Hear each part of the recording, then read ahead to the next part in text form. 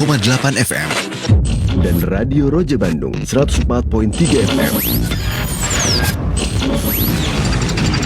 Menebar cahaya sunnah.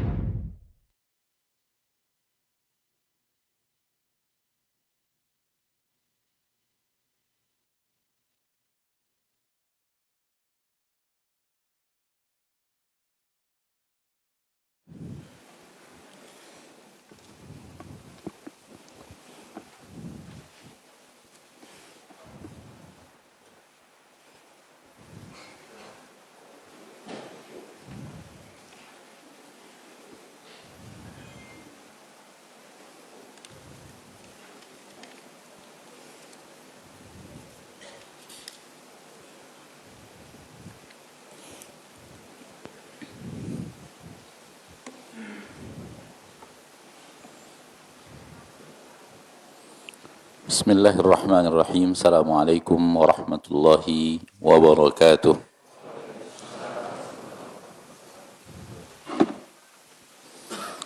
Innal hamdalillah nahmaduhu wa nasta'inuhu wa nastaghfiruh wa na'udzu billahi min shururi anfusina wa min sayyiati a'malina. من يهده الله فلا مضل له ومن يضلل فلا هادي له أشهد أن لا إله إلا الله وحده لا شريك له وأشهد أن محمدا عبده ورسوله صلى الله عليه وعلى آله وأصحابه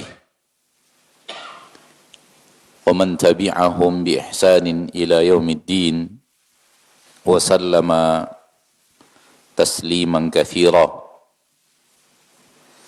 يا أيها الذين آمنوا اتقوا الله حق تقاته ولا تموتن إلا وأنتم مسلمون. يا أيها الناس اتقوا ربكم الذي خلقكم من نفس واحدة وخلق منها زوجها وبث منهما رجالا كثيرا ونساء واتقوا الله الذي تساءلون به والأرحام إن الله كان عليكم رقيبا. يا أيها الذين آمنوا اتقوا الله وقولوا قولا سديدا يصلح لكم أعمالكم ويغفر لكم ذنوبكم ومن يطع الله ورسوله فقد فاز فوزا عظيما.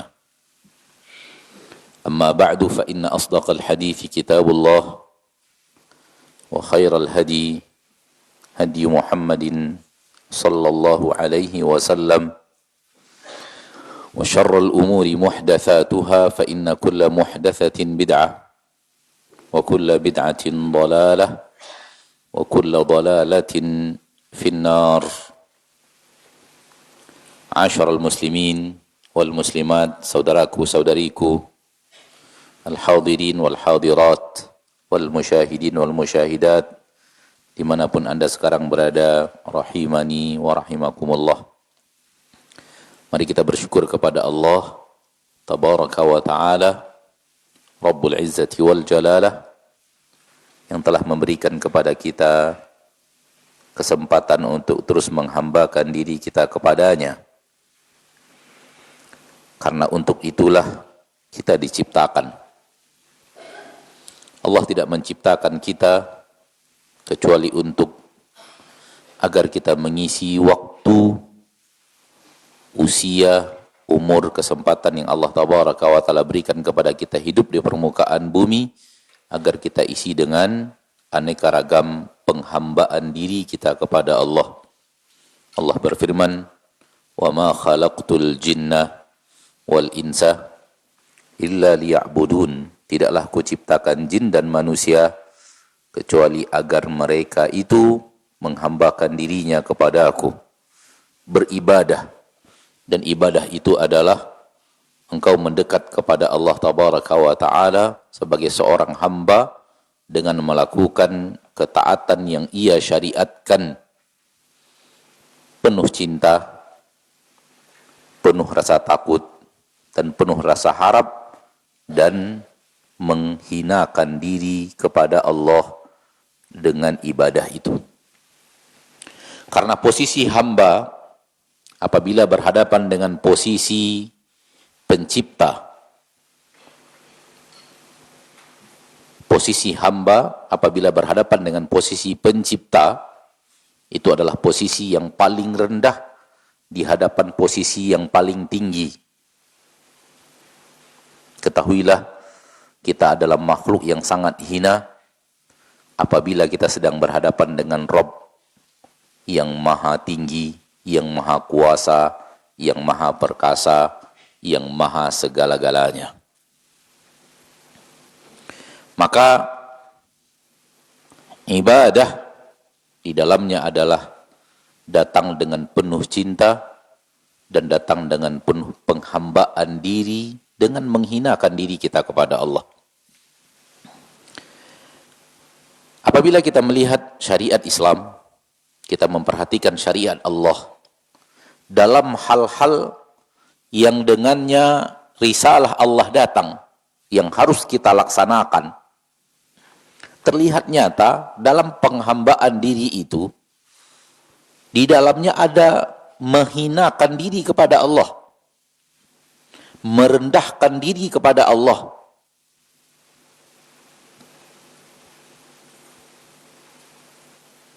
Ibadah salat adalah ibadah anggota badan yang paling tinggi,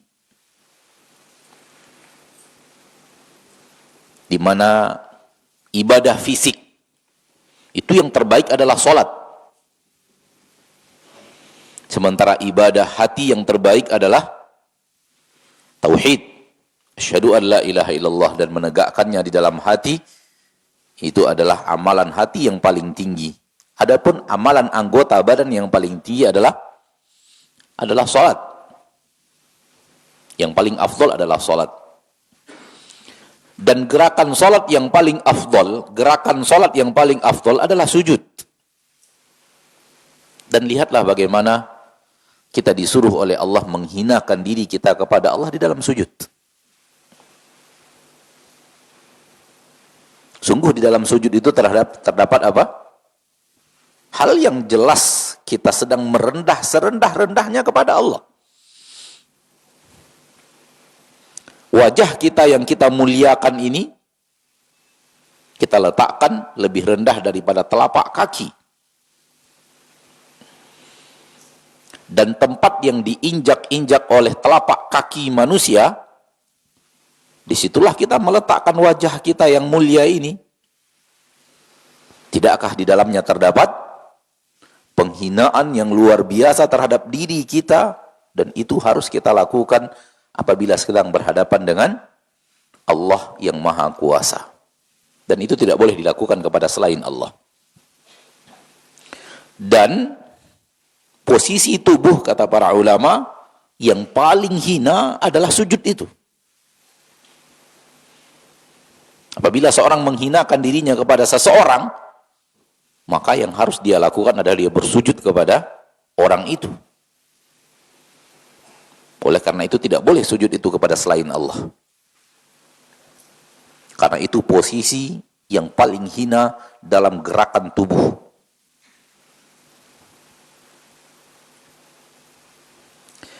Untuk Allah, ya, karena memang dialah Rabb yang maha segala-galanya, tempat kita bergantung, yang memberikan kita segala-galanya. Wajar kalau kemudian kita menghinakan diri kita kepada Allah. Namun untuk selain Allah itu tidak akan kita lakukan. Oleh karena itu di dalam syariat yang mulia, Nabi kita tercinta SAW, sujud kepada selain Allah adalah syirik. Sujud kepada selain Allah adalah syirik. Tidak boleh. Namun Anda hanya ingin mengatakan bahwa di dalam ibadah dan ketaatan terdapat penghinaan diri. Zakat juga di dalamnya terdapat penghinaan diri, di mana kita harus melawan sifat kita, suka punya harta, untuk kita keluarkan harta itu. Kita berikan kepada orang lain yang mungkin orang tersebut tidak ada hubungannya dengan kita. Padahal kita sangat menginginkan pegang harta. Sifat manusia itu ingin ingin memiliki harta itu. Allah suruh hinakan kita dengan mengeluarkan harta itu. Lawan sifat kita itu dengan mengeluarkan harta. Di dalam puasa disuruh lapar, disuruh haus. Posisi orang miskin, walau kita memiliki hal yang sangat banyak untuk kita bisa makan, walau kita bisa memiliki aneka ragam minuman dengan aneka ragam jenisnya yang lezat, namun Allah suruh kita menghinakan diri kita dengan berlapar dan berhaus. Demikian juga dengan haji, penuh dengan hal-hal yang menghinakan diri. Berkumpul di sebuah padang pasir, tidur di atas pasir. Masih adakah Ustaz? Masih. Sampai sekarang masih ada. Bagi kaum muslimin yang pergi haji lalu kemudian mabit di Muzdalifah, Muzdalifah tidak ada tempat tenda yang disiapkan, tidak ada karpet yang disiapkan. Yang ada adalah Anda harus tidur, bawa alas sendiri di atas pasir. Udah alas yang dibawa itu, kembangkan di atas pasir, tidur di atas alas yang Anda bawa. Kalau tak mungkin kita membawa karpet-karpet yang berat-berat itu, pasti kita membawa alas yang ala kadarnya, yang sangat ringan untuk bisa kita mobile ke sana dan ke sini. Dan itu zaman sekarang loh, bayangkan zaman dahulu. Bagaimana mereka harus mengangkut makanan dari Mina ke Arafah, dari Arafah ke Muzdalifah, dari Muzdalifah ke Mina, tanpa tenda, kecuali tenda yang sangat manual yang mereka bawa sendiri dengan kain-kain. Terlihat penghinaan diri yang luar biasa. Sehingga kalau berhaji, itu sering kita bercampur dengan pasir, bercampur dengan debu, apalagi kalau ada badai angin. Ana pernah menyaksikan sendiri dan merasakan sendiri bagaimana mabit di Muzdalifah dalam kondisi angin yang sangat kencang. Benar-benar paginya kita itu berdebu. Dan Allah Tabaraka wa Ta'ala berfirman dalam hadis qudsi, "Unzuru ila ibadi", lihatlah wahai malaikat-malaikat kepada hambaku, hamba-hambaku yang sedang berhaji. Atauni syu'than ghubra, mereka datang kepadaku dalam kondisi kusut masai, tidak necis. Ghubra, penuh debu. Badan mereka berdebu, pakaian mereka berdebu.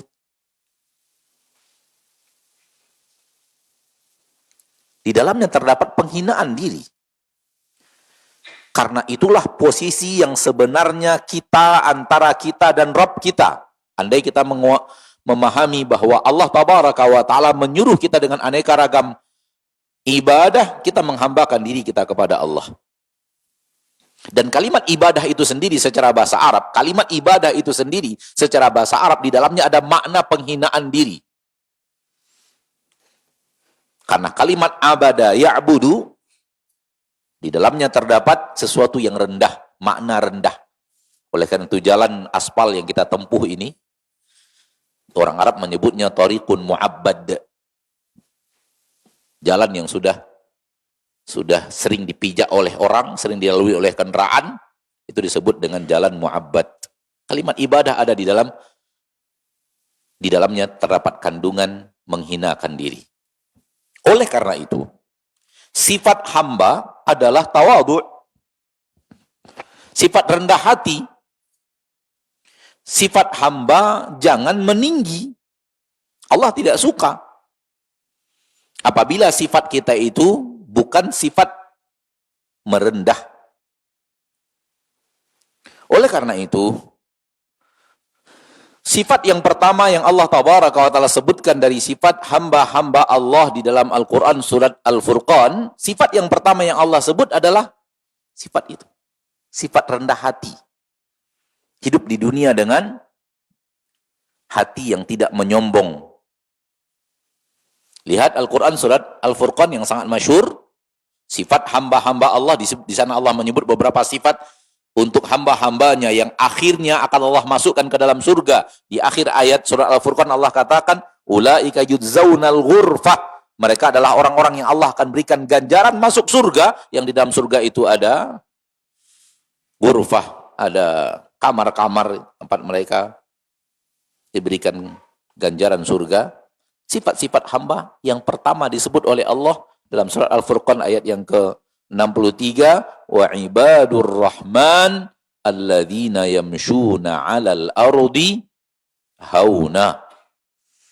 Hamba-hamba Allah Ar-Rahman, hamba-hamba Allah yang Maha Pengasih dan Penyayang, mereka adalah orang-orang yang berjalan di permukaan bumi dengan hauna. Hauna itu apa? Tidak sombong. Lawan daripada sombong, hati yang merendah, hati yang tidak ingin dibangga-banggakan, hati yang tidak ingin meninggi, hati yang tidak ingin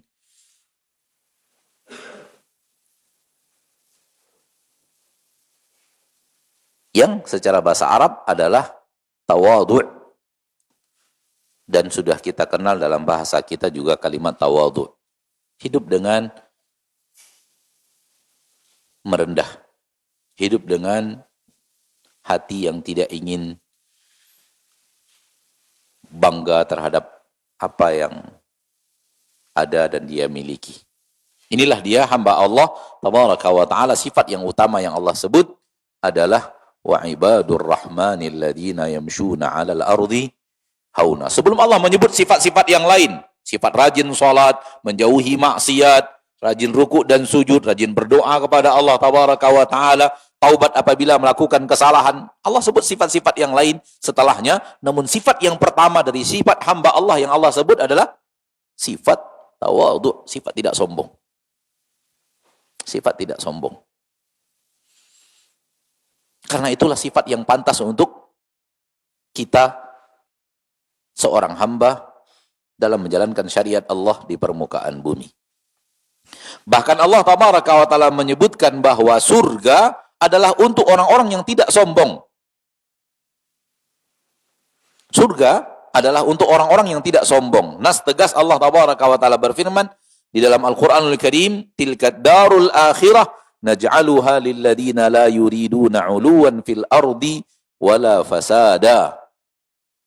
Itulah kampung akhirat yang kami peruntukkan untuk orang-orang la yuriduna 'uluwan fil ardi wala fasada, tidak ingin meninggi di permukaan bumi.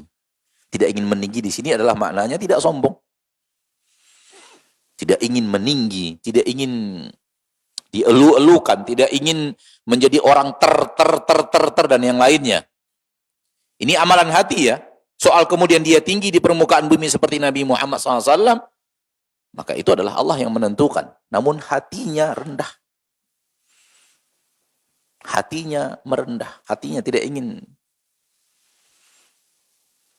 Bukan itu yang dia inginkan. Walaupun dia tinggi, dia tidak ingin meninggi.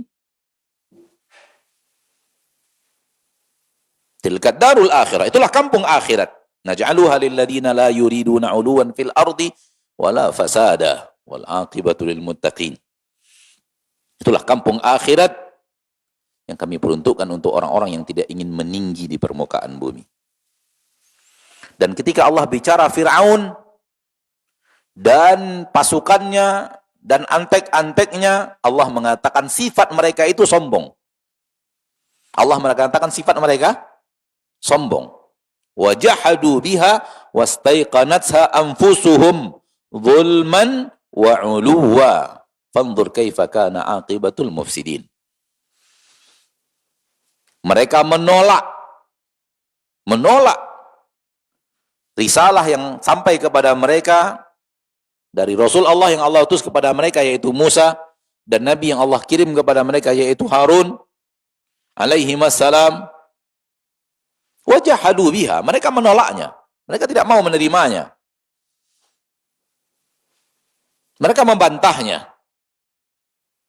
Wastaiqanatha anfusuhum, lalu Allah berbicara kepada kita apa sebenarnya isi hati mereka. wastaiqanatha anfusuhum. Sebenarnya hati mereka yakin akan kebenaran risalah itu. Sebenarnya hati mereka yakin akan kebenaran risalah itu. Namun mereka menolaknya. Dan ini kesombongan yang paling sombong. Sampai kepada hati bahwa ini benar, yang kita lakukan salah, namun kita tetap pertahankan kesalahan kita, lalu kita tolak kebenaran yang telah Allah datangkan kepada kita melalui siapapun. Ini dia sombong yang sebenarnya. Hadis sahih Nabi SAW mengatakan, Al-kibru batarul haqqi wa ghamtun nas. Kesombongan yang sebenar-benar sombong adalah engkau menolak kebenaran. Dan engkau menghinakan manusia yang datang membawa kepadamu kebenaran itu.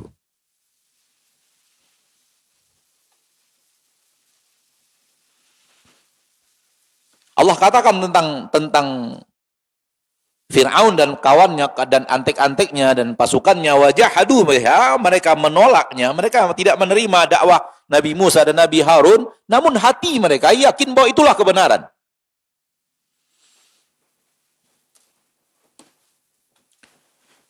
Salah seorang kawan Abu Jahal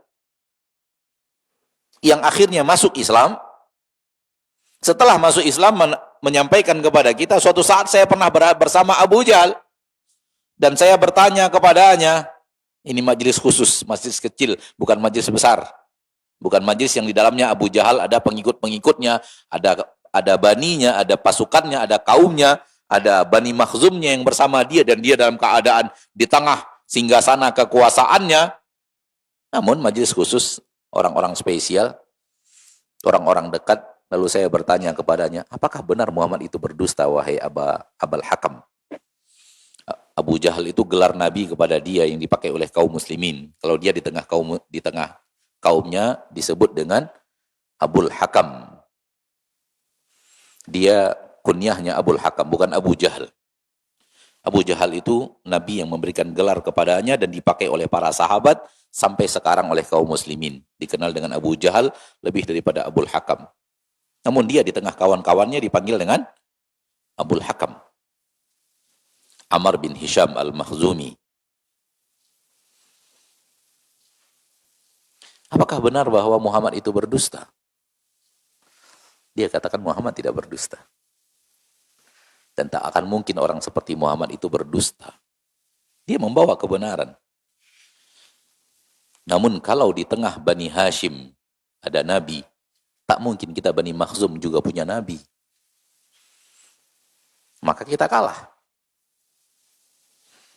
Sementara kita dan Bani Hashim, sekarang ini di kota Mekah, itu bagaikan dua kuda pacu yang sedang berpacu dan sedang sejajar. Kafarosai rihan. Nahnu Bani Makhzum, dan mereka Bani Hashim, itu sekarang ini kafarosai rihan, bagaikan dua kuda pacu yang sedang berpacu, yang sedang posisinya sama. Belum tentu siapa yang akan lebih dulu menang mencapai garis finish. Kita dan Bani Hashim. Bani Hashim, baninya Nabi Muhammad sallallahu alaihi wasallam. Ada Ali bin Abi Thalib, ada Abu Thalib, ada Abu Lahab, dan yang lainnya. Ada Hamzah, ada paman Nabi sallallahu alaihi wasallam, Abbas, dan yang lainnya dari Bani Hashim. Sementara Abu Jahal adalah Bani Makhzum. Adapun kita dan Bani Hashim bagaikan dua kuda pacu yang sedang sejajar posisinya. Kalau kita mengakui bahwa mereka punya Nabi, mana kemuliaan yang kita dapatkan? Maka kita tidak akan akui dia selama-lamanya. Artinya apa? Artinya Abu Jahal juga meyakini kebenaran Nabi. Semua orang Mekah tahu Nabi itu tidak berdusta. Semua orang Mekah tahu bahwa Nabi tidak bohong. Karena Nabi nggak pernah dusta.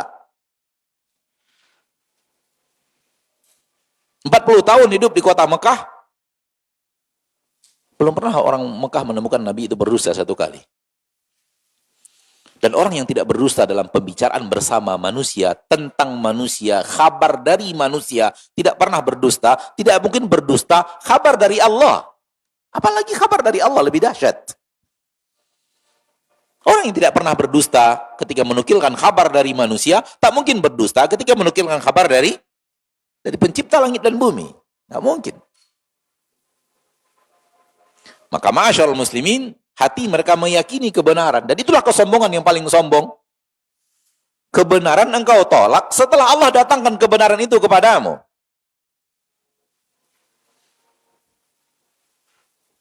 Untuk apa mereka lakukan itu? Untuk apa Fir'aun melakukan itu? Zulman wa uluwan. Alasannya Allah sebutkan. Kenapa dia lakukan itu? Dia yakin bahwa Nabi Musa benar, dakwah Nabi Musa benar, risalah Nabi Musa benar.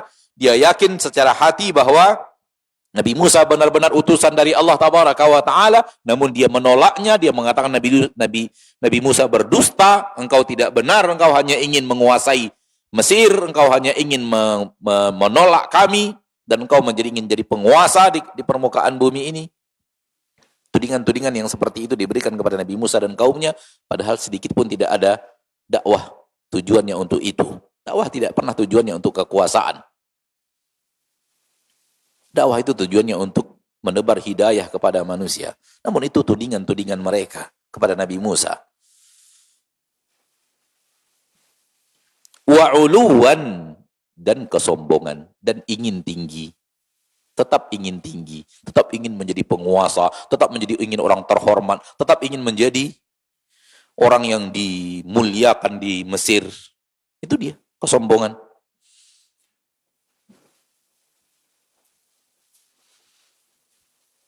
Maka agama Allah Tabaraka wa Ta'ala membenci yang namanya sombong.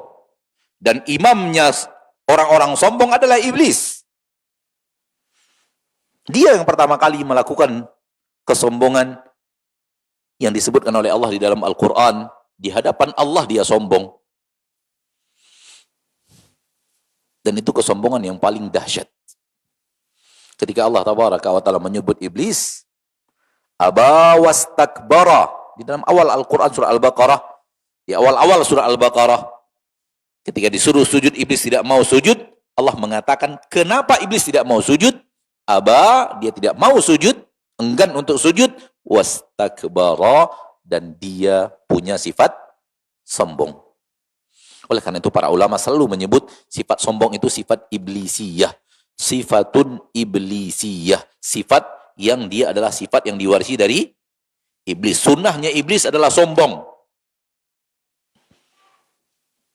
Maka yang memiliki sifat sombong lebih dekat kepada ajakan iblis daripada ajakan Nabi kita tercinta Muhammad sallallahu alaihi wasallam. Nabi Muhammad adalah manusia yang paling tawadhu',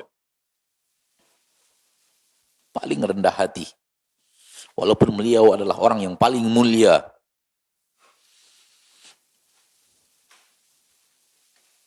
Wallahu ta'ala alam. Wallahu ta'ala alam. Ini perkataan ana, dan ana belum menemukan seorang ulama mengatakannya. Namun pendapat ini bisa antum tolak, bisa antum terima. Karena itu pendapat seorang insan, bukan dalil. Kenapa sampai akhir hayat Nabi SAW masjid Nabi tetap bawahnya adalah pasir. Dan Nabi sampai akhir hayatnya tetap sujud. Sujud lantainya adalah pasir. Karena ini lebih mendekatkan kepada tawadhu dan lebih menjauhkan daripada kesombongan. Wallahu ta'ala alam. Apa hikmah? Nabi kalau ingin, Nabi bisa menjadikan lantainya itu di semen alanya rumah-rumah yang ada di Madinah ketika itu. Nggak mesti harus lantainya pasir. Namun sampai akhir hayat Nabi SAW tetap pasir. Sampai akhir hayatnya Abu Bakar tetap pasir. Sampai akhir hayatnya Umar tetap pasir. Sehingga Umar radhiyallahu ta'ala anhu ketika ditikam dan dia sedang berumuran darah, anaknya Abdullah datang memangkunya, meletakkan kepala Umar bin Khattab di pangkuannya. Kata Umar radhiyallahu ta'ala anhu, "Ba' ra'si 'ala turab." Letakkan kepalaku di pasir. Kalau ini para ahli sejarah mengatakan Umar melakukan itu tawadhu'an lillah. Tawadhu kepada Allah. Di akhir-akhir hayatnya dia ingin menghinakan dirinya kepada Allah dengan ketika diangkat kepalanya oleh anaknya, Umar menyuruh letakkan kepalanya di mana? Di pasir. Di pasir Masjid Nabi SAW. Sampai akhir hayat Umar, Masjid Nabi masih dalam kondisi lantainya pasir. Sehingga Nabi dan para sahabat sujud itu di pasir. Itu lebih dekat kepada menghinakan diri. Lebih dekat kepada tawadhu. Bukan berarti antum sombong ya dengan karpet antum ya. Ana tidak mengatakan itu, jangan suudzon. Karena soal fasilitas. Soal sombong dan tidak sombong letaknya di hati. Namun hati-hati, kadang-kadang fasilitas membawa kepada kesombongan. Cuman itu saja, hati-hati. Sombong itu bukan letaknya di benda. Sombong itu bukan letaknya di sarana. Namun hati-hati ketika ada sarana berlebih, kita bisa sombong. Karena yang mengundang kesombongan itu adalah kelebihan itu sendiri. Lebih dalam harta, bisa membawa orang sombong. Bukan semua orang kaya sombong, enggak. Wallahi, para sahabat yang kaya raya mereka tidak ada yang sombong. Bukan sarana. Sarana itu sesuatu yang bisa membawa.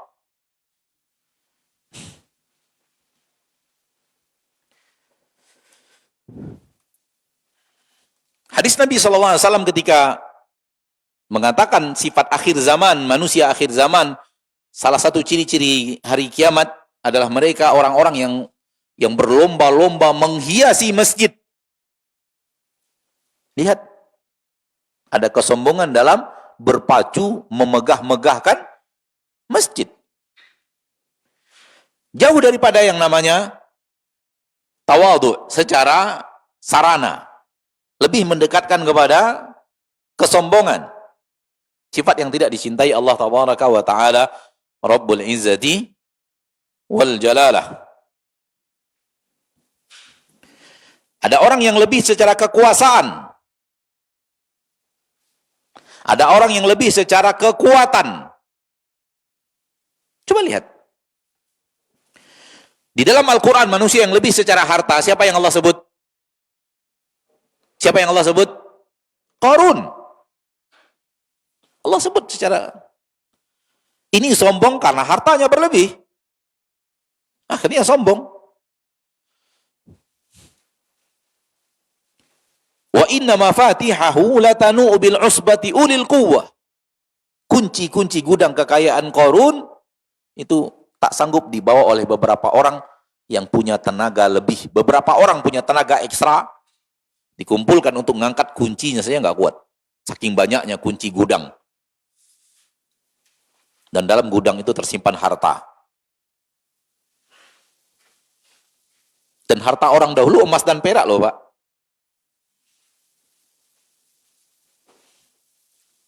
Kalau emas itu dikumpulkan, tidak sanggup diangkat oleh seorang atlet angkat berat, itu udah berat itu berarti. Itu baru emasnya. Ini enggak kunci gudang emasnya. Dan benar-benar Qarun telah sampai kepada kekayaan yang luar biasa, namun kelebihan itulah yang membuat dia sombong, kemudian mengikuti Fir'aun dan antek-anteknya yang lain menolak dakwah Nabi Musa alaihissalam. Dan Fir'aun adalah yang dikenal dengan sombong karena kekuasaannya. Ingin menjadikan seluruh rakyat Mesir, budak-budaknya, hamba-hambanya yang selalu patuh dan taat kepadanya. Bahkan lebih daripada itu, mereka disuruh untuk mengakui dialah Tuhan. Dialah penguasa yang sebenarnya. Dialah yang penguasa yang tertinggi. Ana rabbukumul a'la. Aku Rabb kalian yang paling tinggi. Aku penguasa kalian yang paling tinggi. Kepada aku kalian harus tunduk dan patuh. Kesombongan. Persis seperti yang Allah katakan tadi. Dan kaum yang terkuat sombong dengan kekuatannya adalah kaum Ad. Allah sebut di dalam Al-Quran tentang kaum Ad di dalam surat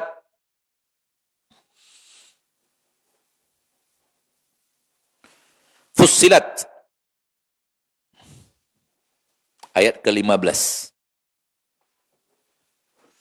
Fa amma 'adun fastakbaru fil ard. Adapun kaum 'Ad,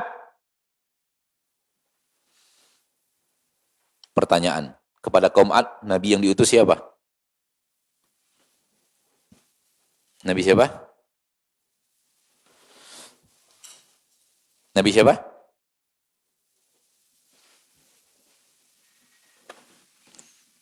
Sudah benar, tapi karena kurang yakin, nggak berani ngulang. Tanda ilmu nggak kokoh ya. Kita udah nyebutnya udah benar, tapi begitu digertak sedikit, nggak berani nyebut lagi.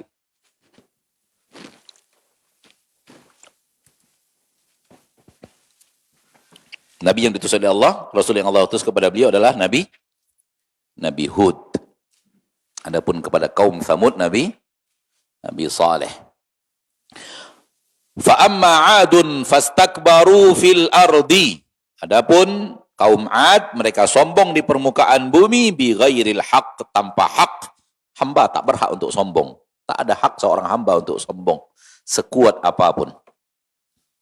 Wa qalu, dan kaum 'Ad berkata, man asyaddu minna quwwah. Siapa lagi di permukaan bumi ini yang lebih kuat daripada kami? Siapa yang lebih kuat daripada kita? Kemanapun mereka pergi, tentaranya tak pernah bisa dikalahkan. Pasukan kuat. Dan mereka punya postur tubuh yang sangat kuat. Tinggi. Kaum 'Ad itu kaum manusia generasi awal. Yang usianya sampai 1000 tahun dan tingginya bisa sampai mencapai 25 sampai 28 meter. Generasi umat manusia pertama, usianya panjang-panjang dan badannya tinggi-tinggi dan kuat-kuat. Sehingga tak ada yang bisa berhadapan dengan dia, dengan mereka. Pasukan selalu menang kemanapun dia pergi ke sebuah negeri, pasti mereka menguasai, lalu sombong karena itu. Fastakbaru fil ardi wa qalu man asyaddu minna quwwah. Mereka sombong di permukaan bumi dan mengatakan, siapa lagi yang lebih kuat daripada kita. Lalu Allah tabaraka wa ta'ala mengatakan, awalam yarau annallaha alladhi khalaqahum huwa asyaddu minhum quwwah. Tidakkah mereka melihat, tidakkah mereka mengetahui bahwa Allah yang menciptakan mereka lebih kuat daripada mereka. Para ulama mengatakan, ahli tafsir mengatakan, ketika Allah mengatakan kepada kaum 'Ad sebagai jawaban, siapa yang lebih kuat daripada kami, siapa yang lebih kuat daripada kita, Allah mengatakan, tidakkah Allah lebih kuat? Ini menunjukkan bahwa kaum terkuat di permukaan bumi adalah kaum 'Ad. Karena Allah tabaraka wa ta'ala tidak menyuruh untuk melihat kaum sebelumnya yang lebih kuat daripada mereka. Namun Allah tabaraka wa ta'ala menyuruh lihat Allah yang lebih kuat daripada kalian.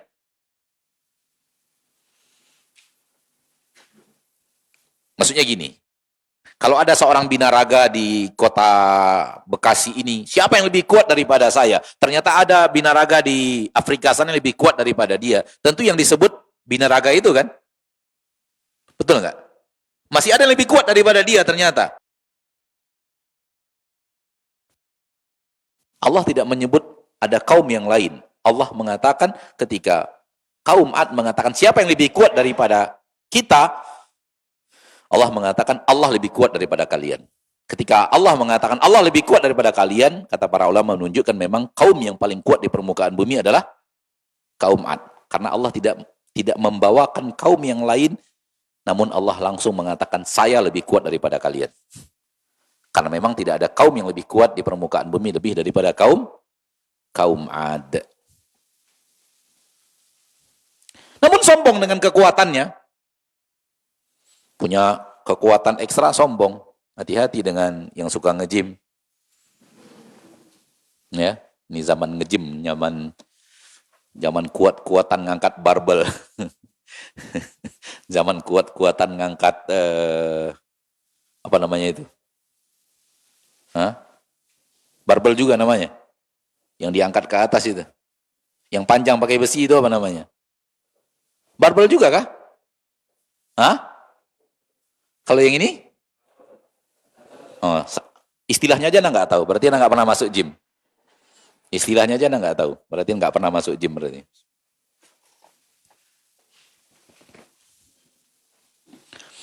Ini barbel. Kalau yang tangan? Double. Dumbbell. Ya udah, terserah antum lah apa namanya. Karena orang sudah mulai anu sekarang. Soal kuat, soal otot, soal sudah mulai sombong dalam hal yang seperti itu. Cobalah orang-orang yang nge-gym itu coba lihat. Gak mau pakai baju lapang-lapang kayak anak, Pak. Pasti bajunya ngepas. Lengannya itu harus ketat di ngepres.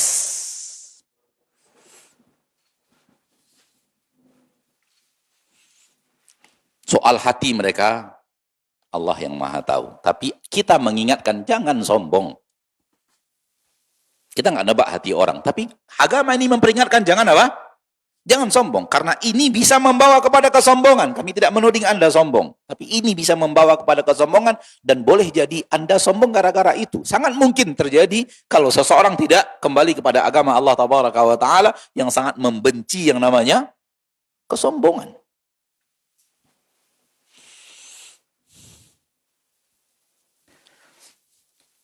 Intinya adalah, kalau ada kita memiliki hal yang lebih itu biasanya bisa membawa kesombongan. Itu tidak hanya sekedar lebih harta, lebih kekuasaan, lebih kuat.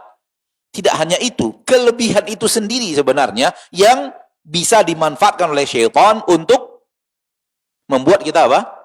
Sombong. Apa saja? Paras lebih cantik misalnya. Lebih ganteng misalnya. Hidung lebih mancung misalnya. Lebih tinggi. Lebih apa lagi? Rumah kita lebih besar daripada orang itu. Kendaraan kita lebih bagus. Bahkan mungkin sendal kita lebih mahal bisa sombong. Sendal hanya urusan sendal loh.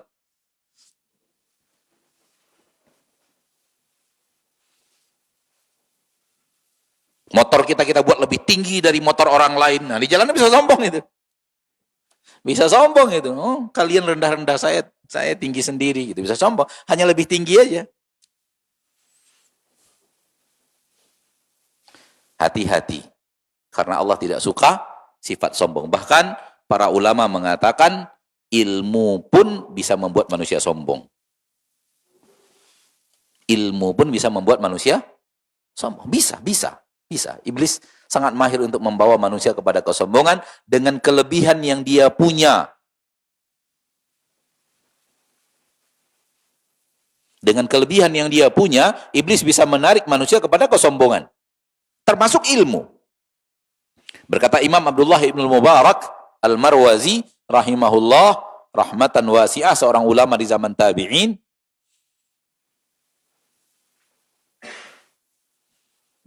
inna lil ilmi nafahun kanafahil mal. Sesungguhnya ilmu itu punya hembusan seperti hembusan harta.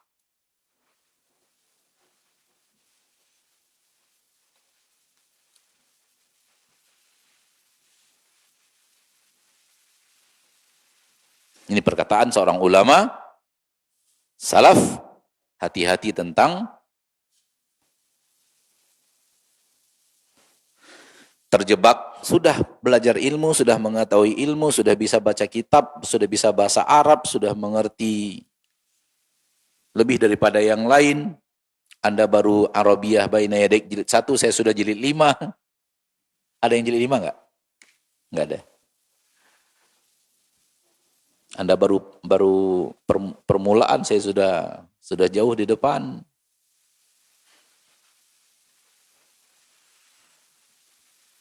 Anda cuman S1, saya sudah S7.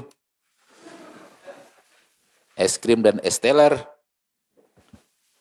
Hati-hati, itu semua bisa membawa apa? Membawa kepada kesombongan. Inna lil ilmi, sesungguhnya ilmu memiliki nafahun, ada hembusan. Kanafahi al-mal, bagikan hembusan harta.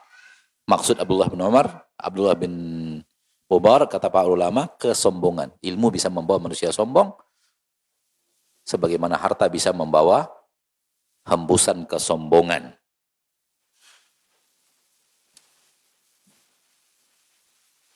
Terlihat dari apa yang kita bawakan tadi, agama Allah menyuruh kita untuk tidak sombong, lawan sombong adalah tawadhu'. Dan terlihat bahwa Allah membenci orang-orang yang sombong dan membenci sifat sombong. Karenanya kita harus berusaha sekuat tenaga menghindar dari sifat sombong itu, terutama di titik-titik kita lebih daripada orang lain. Apapun itu. Apapun itu.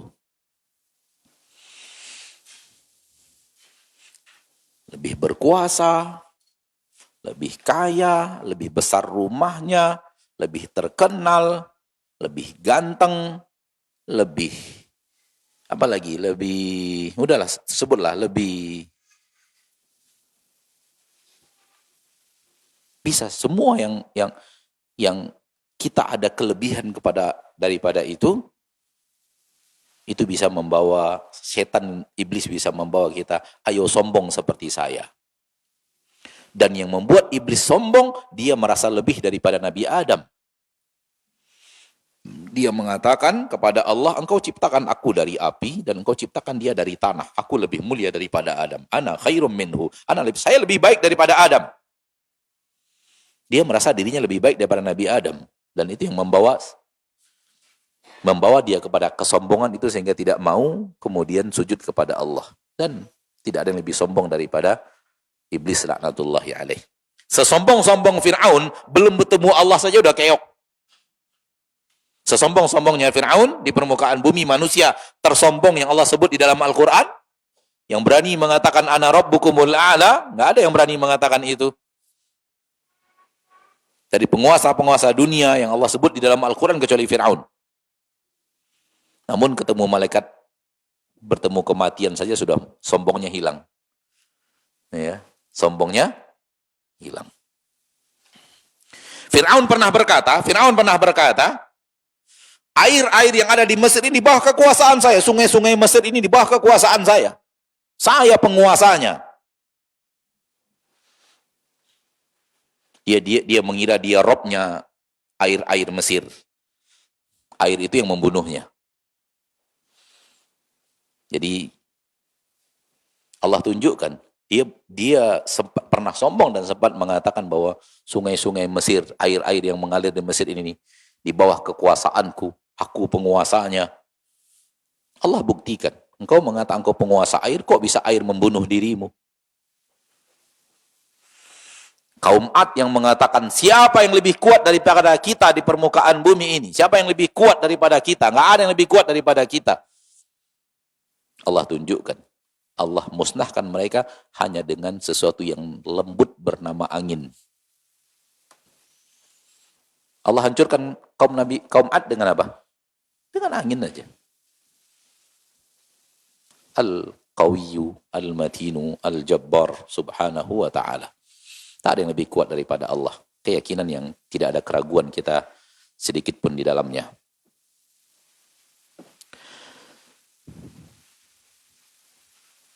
Dunia yang sangat besar ini, dunia yang sangat besar, yang sangat kokoh ini, Allah hancurkan pakai suara loh. Trompet malaikat. Begitu trompet malaikat itu dihembus, suara sangkakala menyebar, hancur bumi langit.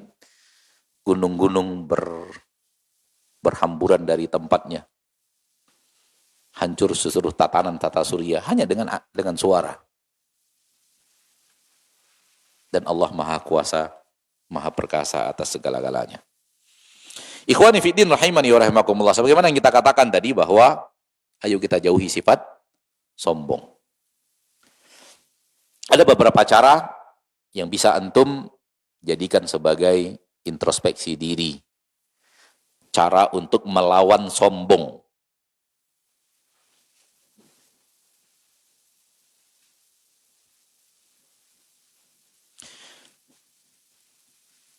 Di antaranya adalah, sadari saudaraku bahwa semuanya milik Allah. Semuanya milik Allah.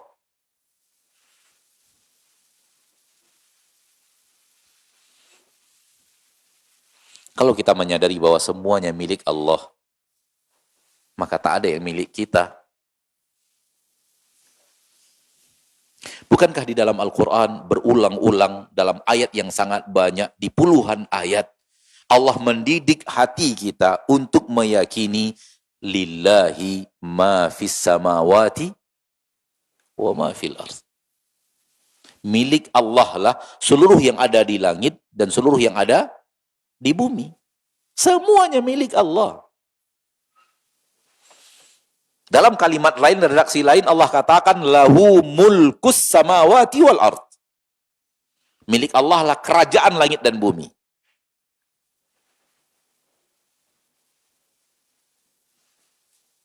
Di dalam dalam ayat kursi, lahu ma fis samawati wa ma fil ard.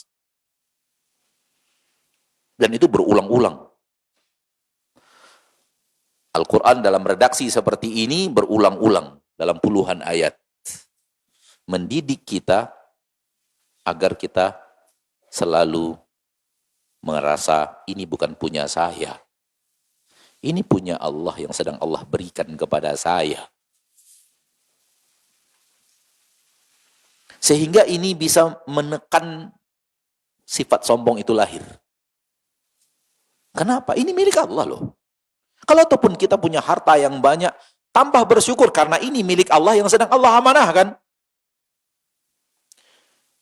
Kalau kemudian Allah berikan kekuasaan, pangkat dan jabatan, kita katakan bahwa ini datangnya dari Allah. Allah yang memberikannya kepada saya. Kalau kita punya ilmu, kalau kita punya kekuatan, Allah yang memberikannya kepada saya. Allah, saya nggak bisa apa-apa. Saya sebagai manusia tidak mampu apa-apa. Hanya Allah yang memberikan.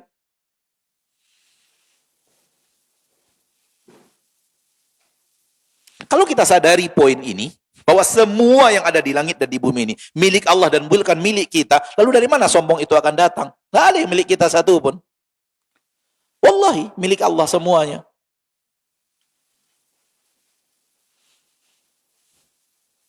Coba antum sekarang, semua kita yang hadir di majelis ini, coba lihat tangan kita. Semua kita ngelihat tangan, coba.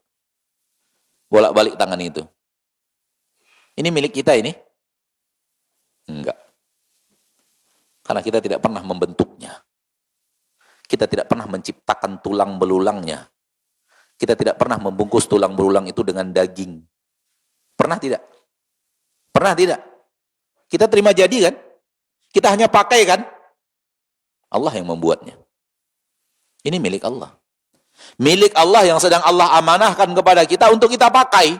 Dan ada aturan mainnya, aturan pakainya itu ada. Wallahi, ini yang terjadi.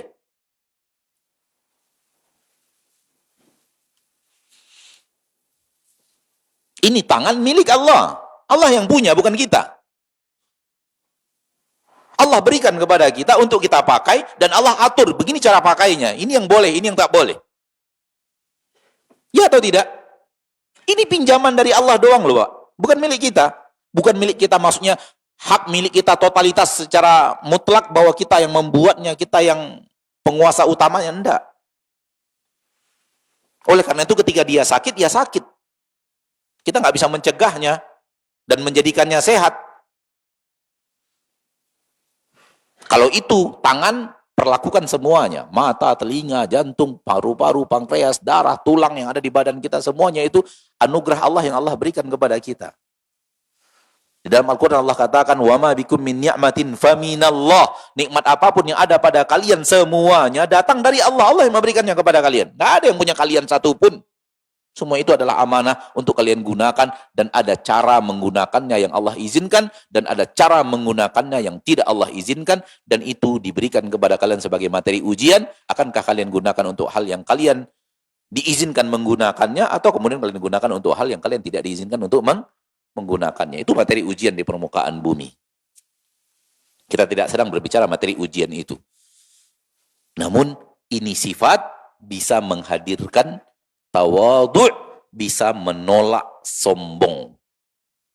Ketika kita sadar semuanya milik Allah, semua kita Allah yang ngatur, semuanya Allah yang memberikan, semuanya Allah. Allah yang yu'izzu man yasha' wa yudhillu man yasha', memberikan kekuasaan kepada orang yang Allah inginkan, memuliakan orang yang Allah inginkan, menghinakan orang yang Allah inginkan. Yu'til mulka man yasha' wa yanzi'ul mulka mimman yasha'. Allah yang memberikan kekuasaan kepada orang yang Allah pilih, dan Allah yang menghancurkan dan mengambil kembali kekuasaan itu, mencopot dia dari jabatannya, liman yasha', untuk orang-orang yang Allah kehendaki. Semua itu Allah yang berbuat. Kita hanya orang yang diberi amanah untuk dimintai agar berjalan di atas jalur yang telah diajarkan dan diperintahkan dan dibolehkan, dan nanti akan dimintai pertanggungjawabannya untuk mempertanggungjawabkan kenapa kita gunakan untuk hal yang tidak diridhoi.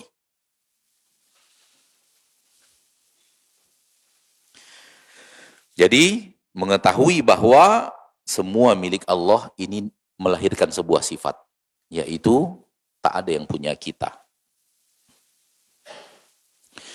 Kalau kembali kepada kitanya, murni kitanya, Pak, berarti kita miskin. Sekaya apapun kita miskin.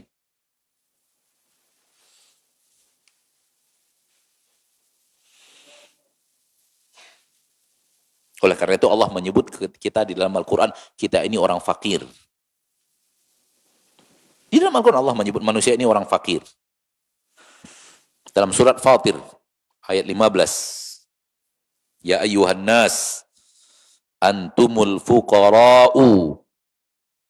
Hai manusia, sekalian manusia, hai manusia semuanya. Sadarlah bahwa kalian adalah orang-orang yang fakir.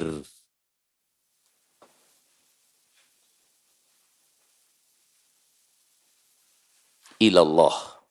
Kalian fakir kepada Allah.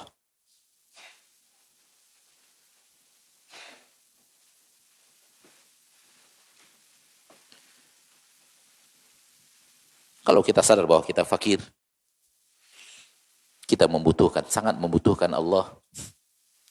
Tidak bisa kita hidup, tidak kita bisa berbuat, tidak bisa kita apa-apa kalau bukan Allah Tabaraka wa Ta'ala yang memudahkannya untuk kita.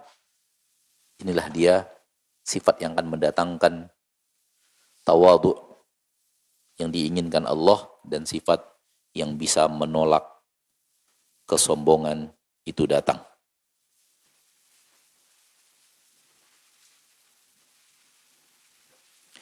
Di antara sifat yang bisa kita jadikan cara untuk melawan datangnya sombong adalah menyadari dari apa kita diciptakan. Dari apa kita diciptakan.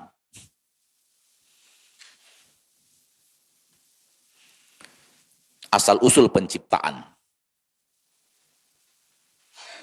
Kita diciptakan dari tanah.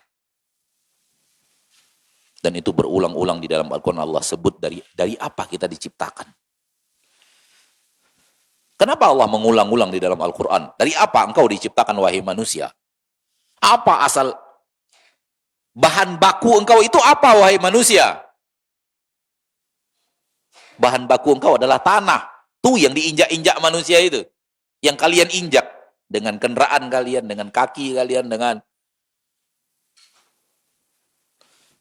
kalau sempat pasir itu, tanah itu masuk rumah kalian, anggap rumah kalian kotor, lo kalian sapu, kalian usir pasir itu dari rumah kalian, dari itu kalian diciptakan Allah. Ya kan? Kalian yang anggap bahwa pasir itu apabila sampai di rumah itu adalah kehinaan untuk pemilik rumah.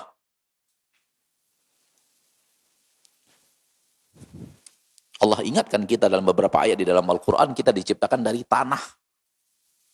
Karena Nabi Adam Allah ciptakan dari tanah. Dan anak cucu Nabi Adam berasal dari asal usulnya yang pertama, yaitu Nabi Adam, yaitu dari tanah.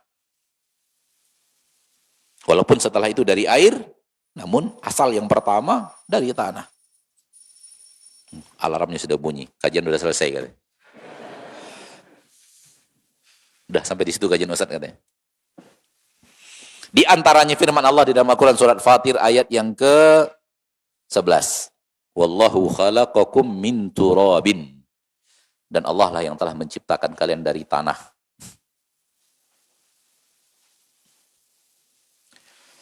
Lihat ketika sujud tadi, kita disuruh untuk merendah ke lantai. Lihat Nabi SAW sujudnya ke pasir. Lihat Umar bin Khattab radhiyallahu ta'ala anhu menyuruh letakkan kepalanya di pasir. Menyadari bahwa inilah asal-usul penciptaan kita. Sesuatu yang hina, yang tak ada harganya. Kenapa bisa sombong? Bukankah asal-usulmu adalah tanah? Thumma min nutfatin, setelah dari pasir, dari tanah, lalu kemudian generasi berikutnya adalah dari air. Hanya air. Barang yang sangat keril, kecil, lemah. Itulah asal-usul penciptaan kita. Dan kenapa Allah ulang-ulang? Karena Allah ulang-ulang agar kita sadar bahwa tak perlu. Jasmani ini nggak perlu dielu-elukan kali. Nggak perlu harus dibangga-banggakan. Nggak perlu harus diangkat-angkat orang, elukan manusia, apa namanya itu, disanjung-sanjung, dimuliakan, nggak perlu. Tanah kok. Tanah.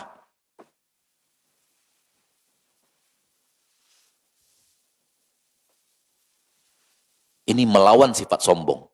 Kalau kita sadar, melawan sifat sombong. Itu yang tadi ana katakan. Wallahu alam. Antum boleh terima, boleh tolak. Karena itu pendapat ana yang sampai saat ini ana masih mencari agar ada seorang ahli ilmu yang berbicara itu. Kenapa sampai akhir hayat Nabi SAW tetap membiarkan masjid beliau berlantaikan pasir?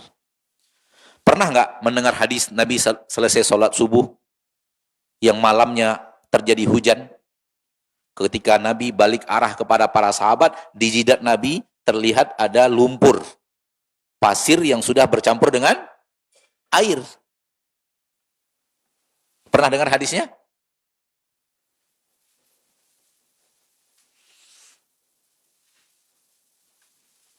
Dan Nabi SAW mengatakan, وَجُعِلَتْ لِيَ الْأَرْضُ مَسْجِدًا وَطَهُورًا. Seluruh permukaan bumi ini bisa tempat sholat. Bisa kita sujud dan letakkan jidat kita di atas permukaan bumi manapun. Lantai pasir manapun. Padahal lantai pasir itu atau tanah itu mungkin dilewati anjing, dilewati kambing, dieei oleh kerbau dan sapi, ya kan? Iya enggak? Tempat yang pada dasarnya hina kan? Tempat yang menurut kita kotor lah. Namun dalam hadis Nabi SAW, spesial untuk umat Nabi Muhammad. Tidak ada pada umat-umat sebelumnya. Seluruh permukaan bumi bisa dijadikan tempat sholat. Bisa kita sholat di sana, jidat kita bisa kita letakkan di situ, wajah kita bisa letakkan di situ. Walau sebelumnya anjing lewat, walau sebelumnya kucing lewat, walau sebelumnya sapi lewat, walau sebelumnya babi lewat. Kehinaan kepada Allah saja. Menghinakan diri kepada Allah saja. Menghanguskan dan membakar sifat sombong yang akan dihembuskan oleh sesuatu yang membuat kita lebih.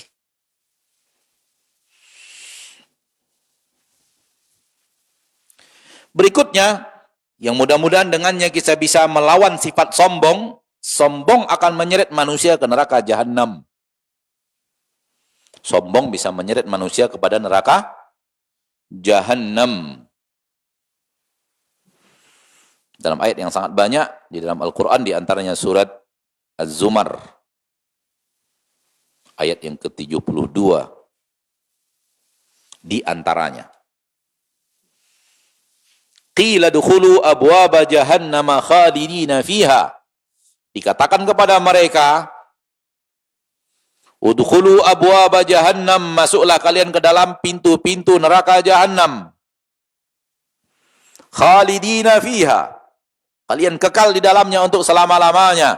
Lalu Allah tutup dengan ayat, fabi'sa mathwa al-mutakabbirin. Jahannam itu adalah seburuk-buruk tempat akhir, tempat menetap, tempat tinggalnya orang-orang sombong.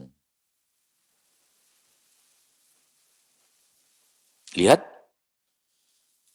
kalau kita sadar bahwa kesombongan itu akan mengarahkan kita ke neraka Jahannam, kita pasti berusaha untuk menghindar dari sifat sombong. Sombong akan melahirkan sifat iblis, dan sifat iblis akan melahirkan maksiat, dan maksiat akan menyeret manusia kepada murka Allah, dan murka Allah kalau tidak Allah ampuni akan membawa kepada neraka Allah.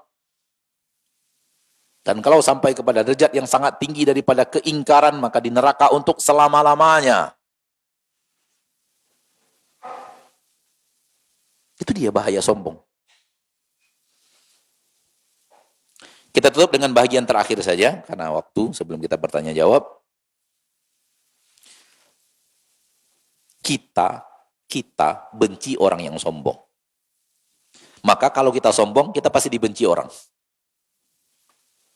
Kita nggak suka ngeliat orang sombong.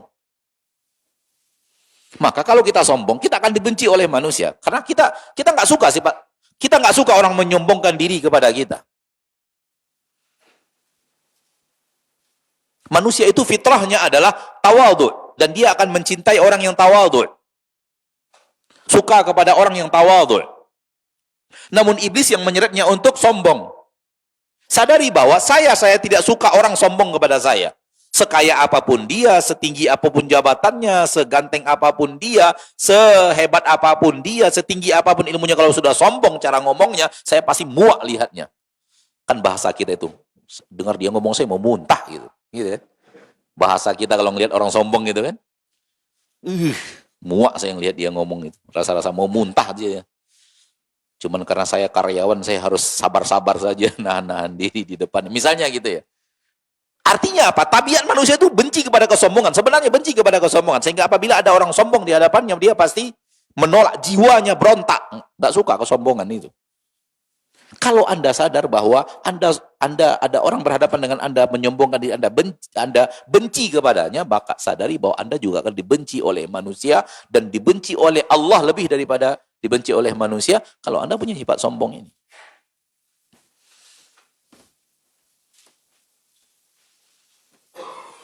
Maka kalau ingin hidup dibenci oleh manusia dan Allah, sombonglah. Pasti dibenci manusia, pasti dibenci oleh Allah. Tapi kalau ingin hidup dimuliakan oleh Allah, dan Allah kalau sudah memuliakan, pasti manusia akan menyukainya, adalah tawadhu.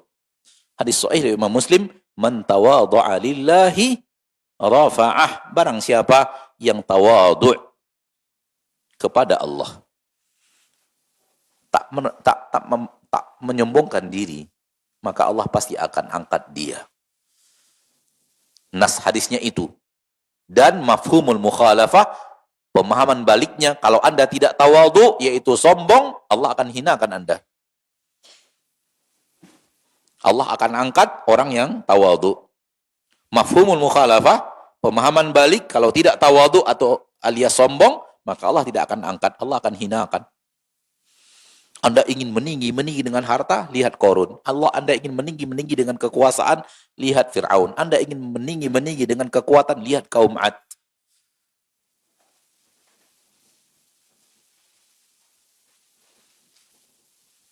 Dan tidakkah sejarah-sejarah kaum yang Allah hancurkan karena mereka adalah orang-orang yang sombong, sehingga menolak kebenaran, menghinakan para nabi dan para rasul, dan bangga dengan apa yang mereka miliki, padahal semua itu Allah yang telah memberikan kepadanya. Ini yang bisa kita bahas pada kesempatan yang berbahagia ini sebagai materi ma'asyarul muslimin dan muslimat rahimani wa rahimakumullah. Semoga dengannya kita bisa menjaga hati kita, menjaga sifat dan akhlak kita yang disukai oleh Allah, dan menjaganya agar terhindar dari sifat yang dibenci oleh Allah. Di antara yang sangat dibenci oleh Allah adalah sifat sombong. Maka janganlah hidup dengan kesombongan. Nabi kita Muhammad sallallahu alaihi wasallam ketika berhasil dengan izin Allah menaklukkan Mekah, dan di Mekah itu orang yang telah menghina beliau puluhan tahun, orang yang ingin membunuh beliau, orang yang telah membunuh keluarga beliau, orang yang telah membunuh sahabat-sahabatnya yang sangat beliau cintai, orang yang telah membuat beliau sengsara puluhan tahun. Nabi masuk dalam keadaan merendahkan kepalanya serendah-rendahnya. Memang Nabi masuk di atas unta, namun ketika masuk itu Nabi tidak membusungkan dada, namun Nabi justru nunduk sedalam-dalamnya masuk kota Mekah.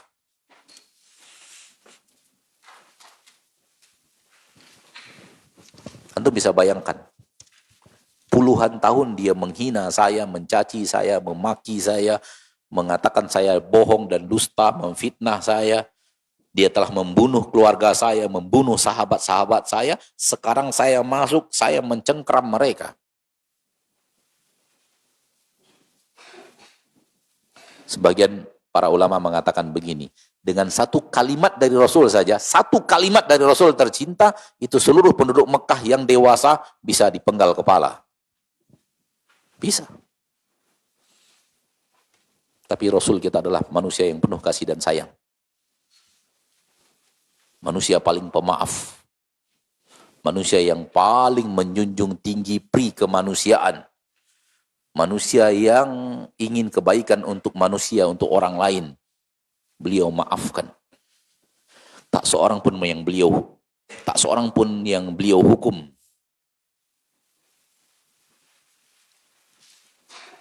Ini dia, dan waktu yang tersisa kita gunakan untuk menjawab beberapa pertanyaan. Wassallallahu wasallam wa baraka wa an'am ala abdihi wa rasulihi Muhammad. Ya, jazakallah atas tausiahnya. Untuk itu kita buka sesi pertanyaan. Barangkali dari bapak-bapak sekalian, barangkali ada yang mau bertanya, silakan dulu.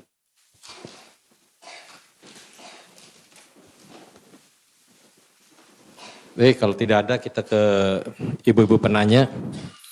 Assalamualaikum warahmatullahi wabarakatuh. Waalaikumsalam Afwan warahmatullahi Ustaz, wabarakatuh. mohon penjelasannya tentang hubungan anak sambung, ayah tiri dengan anak sambung.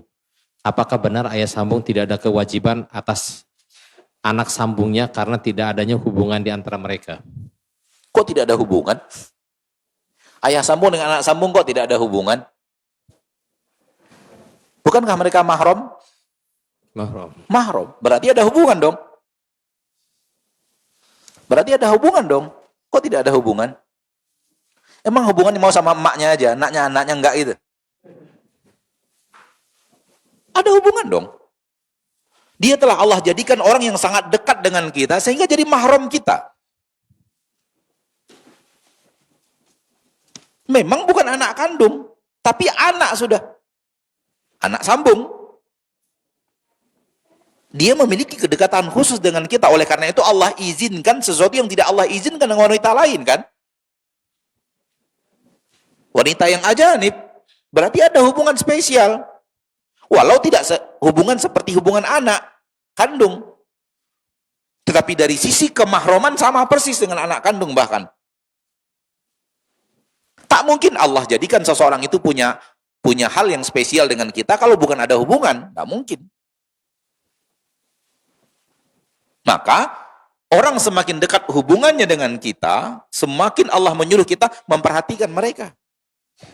Semakin harus lebih memperhatikan, semakin Allah dekatkan seseorang kepada kita. Istri, kakak kandung, lebih dekat istri kan kepada kita dibanding kakak kandung kan? Lihat Allah, lihat syariat Allah, mana yang lebih dekat? Maka, seorang suami salah apabila dia perhatikan kakak kandungnya lalu dia tidak abaikan istrinya. Kalau ada satu dirham, tak ada yang lain, istri butuh, kakak kandung butuh, istri dulu berikan. Begitu dalam syariat Allah, karena ada hubungan spesial yang sangat dekat. Anak, saudara, sama. Anak punya kedekatan lebih daripada saudara. Kalau ada satu dirham, dua-duanya sama butuh, anak dulu, baru. Hal yang salah kalau saudara dulu baru anak. Kalau sama-sama membutuhkan maksudnya.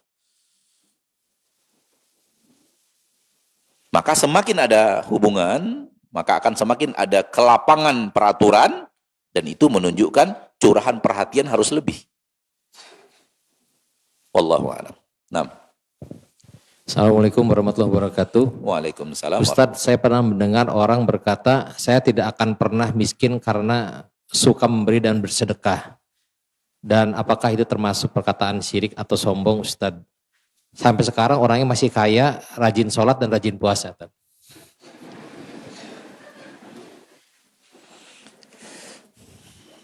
Saya disuruh menebak apakah itu orang itu sombong. Ya. Sombong amalan hati. Sombong itu amalan hati. Dan kita tidak boleh menebak isi hati orang. Tidak boleh menebak apa? Isi hati orang. Nggak boleh. Kalau toh pun terlihat gayanya menurut kita penampakan gayanya sombong. Kalau ingin mengatakan sesuatu, cukup katakan, kok gayanya sombong ya? Jangan hatinya. Kan kita yang lihat gayanya. Kalau ada kata-katanya yang kayak sombong, jangan tebak isi hatinya. Kata-katanya tercium aroma sombong dari kata-katanya. Nggak ada masalah, karena memang kata-katanya terlihat sombong. Isi hati, sombong itu amalan hati. Sombong itu amalan hati. Kenapa kita berani mengatakan kaum Ad sombong, kaumnya Nabi Hud, yaitu kaum Ad sombong, Fir'aun sombong, karena Allah sudah mengatakan itu kepada kita.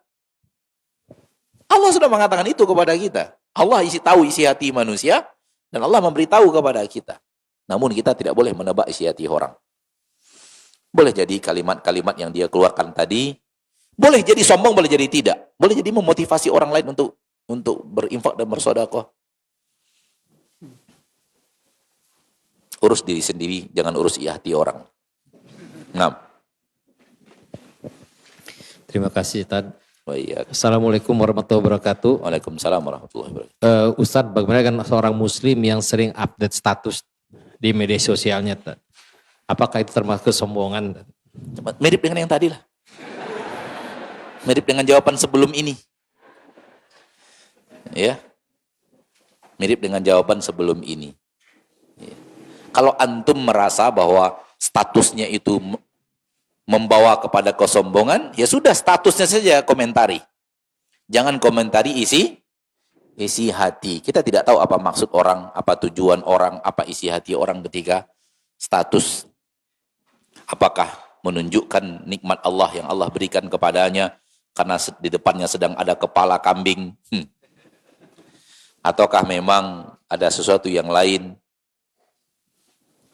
Kadang-kadang status orang ketika lagi makan, dia hanya ingin manas-manasi kawannya supaya hadir gitu kan. Kita yang kadang bablas menilai sombong, maka hati-hati. Ya.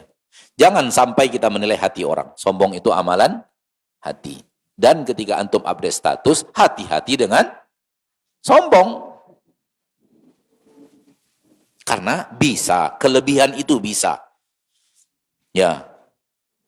Status sudah mendarat di Jeddah. Akan bisa membawa kesombongan itu. Iya kan? Sedang berada di Zamzam Tower Mekah gitu. Itu kan kita sedang lebih dari yang lain. Kita dalam posisi sedang lebih daripada yang lain.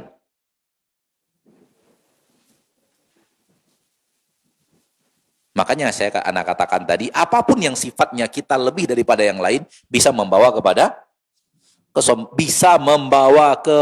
kesombongan. Ana tidak mengatakan Anda akan sombong dengan itu. Tidak. Karena sombong dan tidak sombongnya Anda tergantung diri Anda dan hati Anda dan muamalah Anda dengan Rabb Anda. Dan kalau Anda benar-benar kembali kepada agama Allah dan mengamalkannya, pasti Anda tak berani menyombongkan diri kepada manusia. Dan mengeluarkan kata-kata yang memang dari hati itu adalah kesombongan. Namun kalau ada sesuatu yang Anda lakukan, saya menilainya kayaknya yang seperti ini mengarah kepada kesombongan, saya hanya akan komentar, nggak bagus. status yang seperti ini bisa membawa kepada kesombongan. Sudah, nilai zahirnya.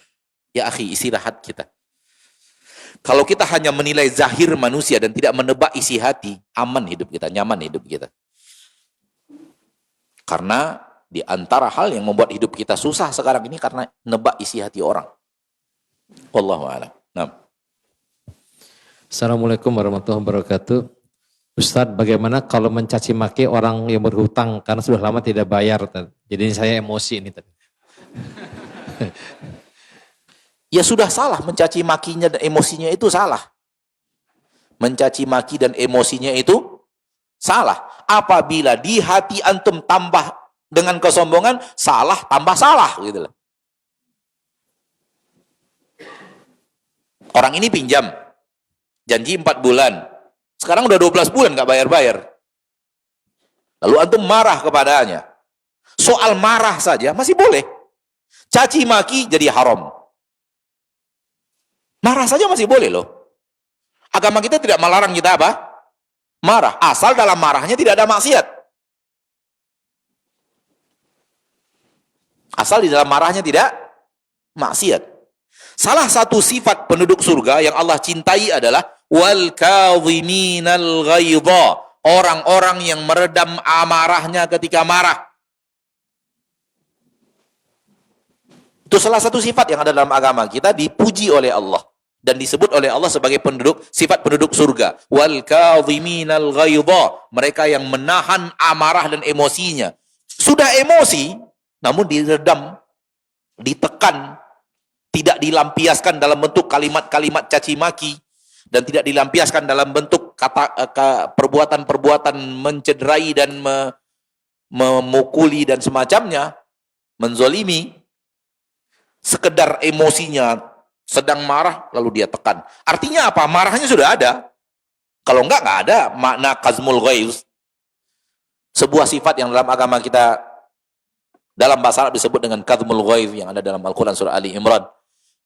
Wal kadhiminal ghaidha, sifat kazmul ghaiz, menahan, menekan marah, melawan marah, meredam marah. Kita lagi marah lalu diredam. Itu dia kazmul ghaiz. Marahnya sudah ada, marahnya sudah nongol. Emosinya sudah datang. Ini menunjukkan bahwa emosi tidak dosa. Emosi itu tidak dosa. Baru dia dosa kalau kalimatnya sudah kalimat caci maki. Dosanya di kalimat caci makinya, penyebabnya emosi. Bisa difahami ini? Jadi emosi saja nggak ada masalah. Anda marah kepada orang yang berhak dimarahi dengan kalimat-kalimat yang tidak ada caci makian, dengan kalimat-kalimat yang tidak ada maksiat, nggak ada masalah. Seorang guru marah kepada murid, seorang ayah marah kepada anak, seorang atasan marah kepada bawahan, namun kalimatnya tak ada yang kalimat dosa. Dia hanya menunjukkan bahwa dia nggak suka seperti itu. Boleh, dalam agama kita boleh.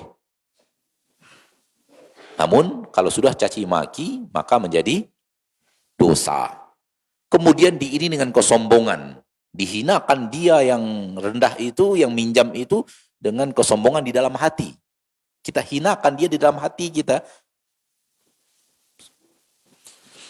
Maka itu adalah dosa di atas dosa.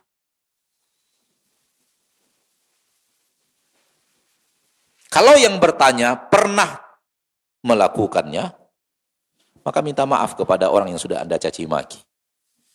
Minta maaf. Kita tidak pernah tahu siapa di antara kita yang lebih mulia. Apakah yang memaki lebih mulia daripada yang dimaki, atau yang dimaki lebih mulia daripada yang memaki. Derajat manusia di sisi Allah, Allah rahasiakan. Kecuali hanya orang-orang tertentu yang Allah sebut, Allah cinta kepadanya. Namun mayoritas manusia, Allah rahasiakan siapa yang lebih mulia di atas siapa. Agar kemudian kita tidak sombong dan merasa kita lebih baik daripada dia. Nah. Ya, terima kasih. Assalamualaikum warahmatullahi wabarakatuh. Ustaz bertanya, apakah diperbolehkan bersujudnya lebih lama di akhir, pada rakaat terakhir, lebih dilamakan dengan berdoa di luar doa-doa bacaan sholat? Pada dasarnya memanjangkan sujud adalah sunnah, pada dasarnya memanjangkan sujud adalah sunnah di antara sunnah-sunnah salat dan berdoa di dalamnya. Namun tak perlu dispesialkan sujud yang terakhir. Tak perlu dispesialkan sujud yang terakhir. Dia sunnah pada setiap sujud. Dia sunnah pada setiap sujud. Nabi SAW ketika mengatakan, aqrabu ma yakunu bainal abdi wa baina rabbihi wa huwa sajid. Jarak yang sangat dekat seorang hamba dengan Rabbnya adalah ketika dia sujud. Nabi tidak mengatakan sujud akhir. Nabi hanya mengatakan ketika sujud. Fa'akthiru fihi minad du'a. Maka perbanyaklah di dalamnya doa. Faqamin an yustajaba lakum. Maka itu akan lebih dekat untuk diijabah untuk kalian. Nabi tidak mengatakan sujud akhir, sujud. Maka bagus sudah, namun tambahkan lagi, tak mesti harus di sujud yang terakhir. Nah. Assalamualaikum warahmatullahi wabarakatuh. Ustadz, Ana seorang penjahit pakaian. Biasanya kain percanya itu selalu Ana kasihkan kepada yang punya baju. Terkadang Ana lupa, Tan. Hukumnya bagaimana, Tan? Ulangi. Ana seorang penjahit, biasanya itu kain perca, kain bekas-bekasnya itu selalu diberikan ke yang menjahit, yang punya baju, Tan. Tapi kadang-kadang Ana lupa. Nah itu hukumnya gimana, Tan, kalau lupa itu? Apakah sisanya itu punya harga? Sesuatu yang berharga, yang kalau orang yang punya baju itu ingat, oh belum diambil sisanya, dia pasti balik lagi ngambil, karena ini barang berharga, punya harga gitu loh. Ataukah dia sesuatu yang apabila si yang punya baju tahu ada sisa, dia pasti nggak peduli dengan barangnya itu yang tertinggal sama si penjahit. Kalau barang berharga harus kembalikan. Kalau barang yang memang tidak berharga bagi, maka yang punya saja tidak mau ngambil lagi, itu loh maksudnya. Yang punya saja tidak mau ngambil lagi, maka itu benda yang berhak untuk dimiliki. Karena yang punya saja tidak peduli. Wallahu a'lam. Satu lagi terakhir, Tad. Nah. Assalamualaikum warahmatullahi wabarakatuh. Ustaz, mohon nasihatnya. Anak saya sudah lulus mondok dan sekarang sudah bekerja, tetapi posisinya berbeda kota dengan anak. Kalau anak itu tidak sholat, apakah orang tuanya mendapatkan dosa dari anak tersebut? Apakah orang tuanya yang mendidiknya untuk tidak sholat? Berarti tidak dong. Orang tuanya justru mendidiknya untuk sholat, bahkan disekolahkan di pesantren. Justru untuk itu, di antara targetnya dan tujuannya agar jadi anak soleh. Berarti tidak ada dosa orang tua karena bukan hasil didik orang tua. Maka itu dosa tanggung masing-masing. Pertanyaan tadi dosa tanggung apa? Masing-masing. Dan kewajiban orang tua ingatkan juga terus, walaupun anaknya lulus pesantren, tetap saja harus diingatkan untuk jaga sholat. Baik, sudah disampaikan tadi, ini pertanyaan terakhir. Sampai di sini pertemuan kita pada kesempatan yang berbahagia ini. Semoga Allah Tabaraka wa Ta'ala, Rabbul Izzati wal Jalalah, menjadikan kita hamba-hambanya yang punya sifat seperti sifat yang pertama dari apa yang tadi Allah katakan di dalam Al-Quran surat Al-Furqan, wa ibadur rahman alladzina yamshuna 'alal ardi hauna, mereka yang berjalan di permukaan bumi tidak menyombongkan diri, humble, rendah hati, selalu merendah, tidak ingin meninggi dan tidak ingin sombong, menyombongkan diri kepada manusia. Wallahu ta'ala alam, wa sallallahu wasallam wa baraka wa an'ama ala abdihi wa rasulihi Muhammad. Subhanakallahumma wa bihamdik, asyhadu an la ilaha illa ant, astaghfiruka wa atubu ilaik. Wassalamualaikum warahmatullahi wabarakatuh.